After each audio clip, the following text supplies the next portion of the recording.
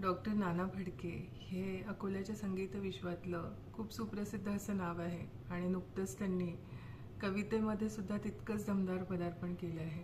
नुकताच त्यांचा एक काव्यसंग्रह विठ्ठल सूत हा प्रकाशित झालेला आहे आणि या संग्रहाचं प्रकाशन सोहळासुद्धा तितकाच देखणा आणि सुंदर झालेला होता. त्या प्रकाशन सोहळ्याला जाण्याचं सौभाग्य मला लाभलं आणि त्यात सगळ्यांचे मनोगत फार सुंदर झाले. मोहिनीताईचं संचालन होतं आणि सगळ्यांचेच मनोगत समीक्षा खूप सुंदर झाल्या आणि दादा नानांच्याच आवाजामध्ये एक त्यांचीच कविता त्यांनी या संग्रहातली संगीतबद्ध केली होती आणि त्यांच्याच आवाजात सुश्राव्य अशी कविता आम्हाला ऐकायला मिळाली. पण काही कारणास्तव पूर्ण कार्यक्रम मी उपस्थित त्याला राहू शकले नाही, पण हा संग्रह येताना मी नक्की आणला आणि सुंदर असा संग्रह झालेला आहे. इंद्रधनुषी कविता मी याच्यातल्या म्हणेल. वेगवेगळ्या फ्लेवरच्या कविता याच्यामध्ये आपल्याला वाचायला मिळतात आणि संग्रहातली मला तर तशा सगळ्याच कविता आवडल्यात, पण एक कविता जी आंब्यांच्या सीझनवर आहे, सध्या ती आंब्याचा सीझन चालू आहे त्यामुळे ती कविता आपणा सर्वांसाठी. कवितेचे शीर्षक आहे आंबे.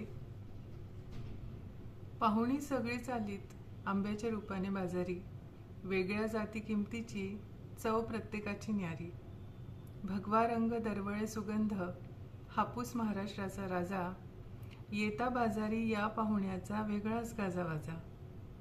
चवीला फिका हिरवा रंग चोच असे पोपटाची, चवीला फिका हिरवा रंग चोच असे पोपटाची, कर्नाटक आंध्रातील तोतापुरीस मागणी बाजारी महागाची. लाल पिवळी साल ज्याची नाव त्याची सिंधुरा, लाल पिवळी साल ज्याची नाव त्याची सिंधुरा, आवीट गोडी चवीमुळे जिभेवर सदा रेंगाळणारा. देवगड रायगड कोकणातील हा रत्नागिरी राहणारा, श्रीमंताच्या घराच्या पानातील राजा भोजनी शोभणारा. केसर बादाम मालदा चवीत खूपच गोड, बाजारपेठेत नाही यांची येतसे दुसऱ्याला तोड.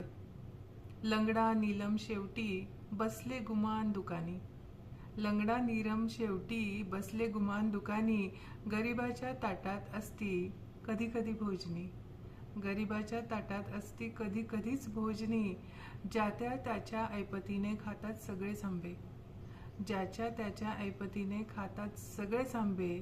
बाजारी थैली अशीही असते, बाजारी थैली अशीही असते, ज्यात कधीच नसतात आंबे, ज्यात कधीच नसतात आंबे. ते डॉक्टर नाना, ज्यांना मी दादा म्हणते, त्यांना खूप खूप शुभेच्छा या संग्रहासाठी आणि सगळ्यांनी वाचावा, सगळ्यांच्या संग्रहही असावा असा सुंदर कविता संग्रह. खूप शुभेच्छा. विठ्ठल सूत सगळ्यांनी वाचावा.